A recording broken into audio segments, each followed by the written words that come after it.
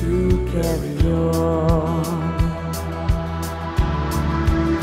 Let it be now, it must be now.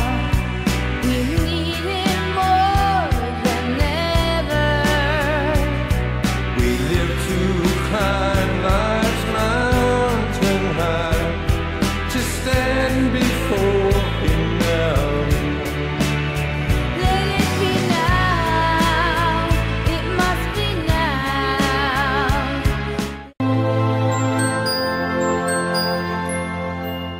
Bonjour Aftayeb, Bonjour. nous voici dans la suite du cours sur comment mettre de la Emouna dans le couple. Donc nous sommes à votre écoute.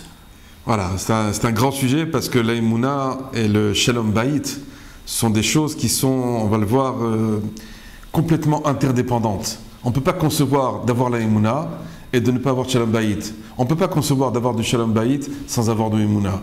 Je vais vous expliquer tout de suite. Je vais vous ramener un texte du Michat Chinour. Écoutez bien ce qu'il va nous dire. Chez Yeda Adam Veitem El Libo.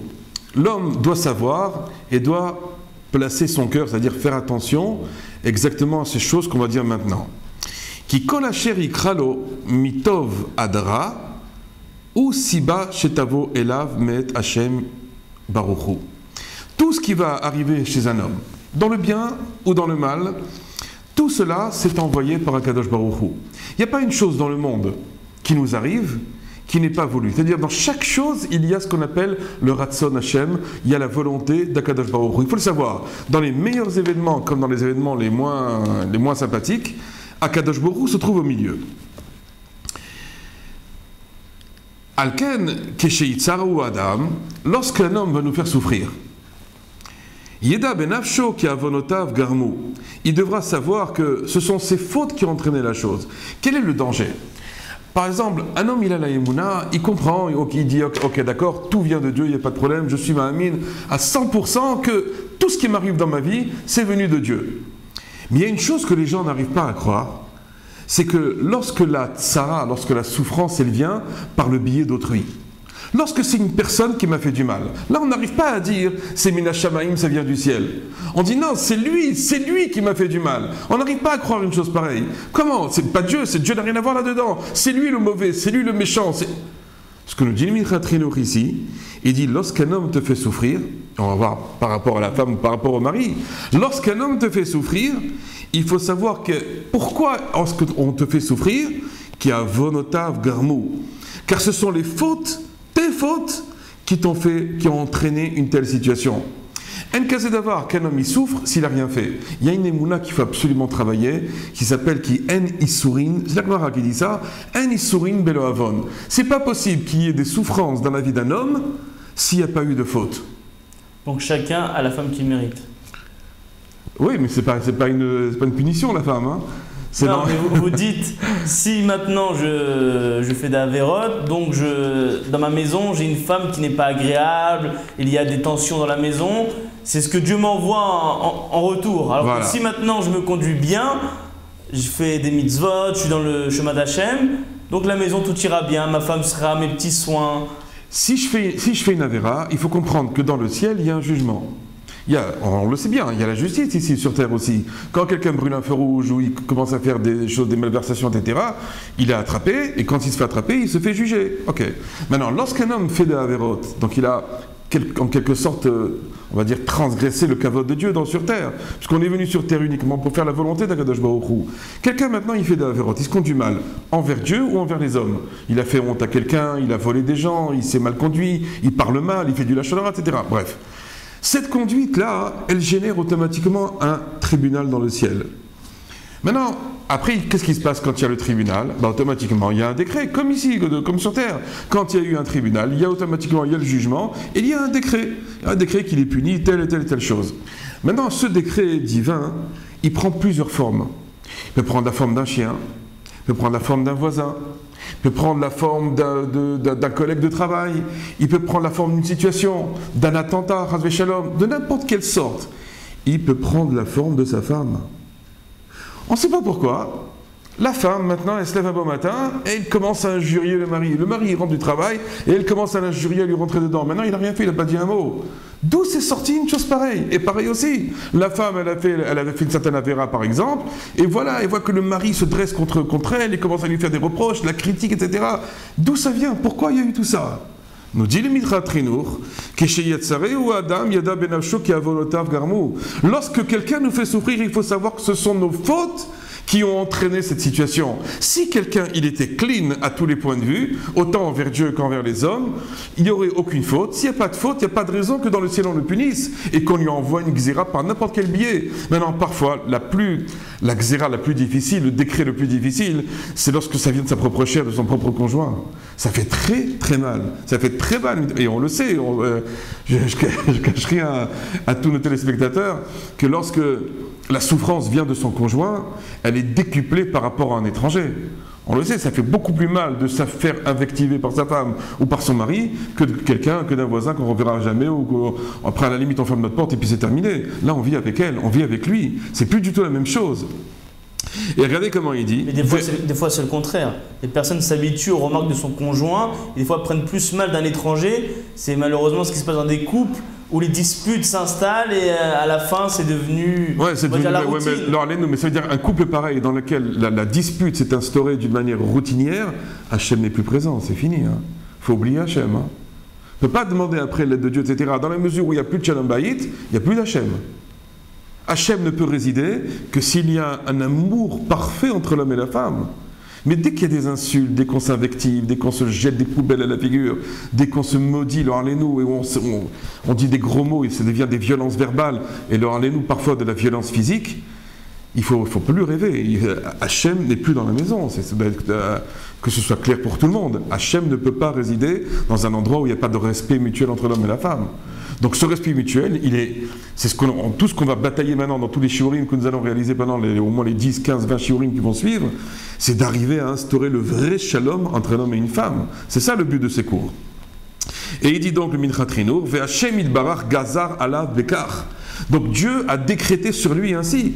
Donc c'est un décret divin que si maintenant on voit que la femme qui nous invective ou le mari qui nous invective, il faut savoir que c'est parce que j'ai fauté auparavant, il y a eu un procès dans le ciel, ce procès il y a eu une xéra, il y a eu un décret, ce décret maintenant est venu en particulier maintenant, dans là où ça fait le plus mal, par le biais de ma femme ou de mon conjoint ou de mon mari.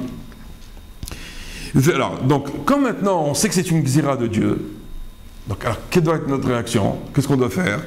Il dit Michatrinour, Velo yashit marché votab l'inkom mimeno. On ne doit pas commencer maintenant à développer des pensées de vengeance. Qu'est-ce que je vais me venger? Si comme si maintenant voilà, j'ai été puni dans un tribunal terrestre, tribunal de quartier, et on m'a puni à faire une telle comment dire, comment on dit? Aidez-moi.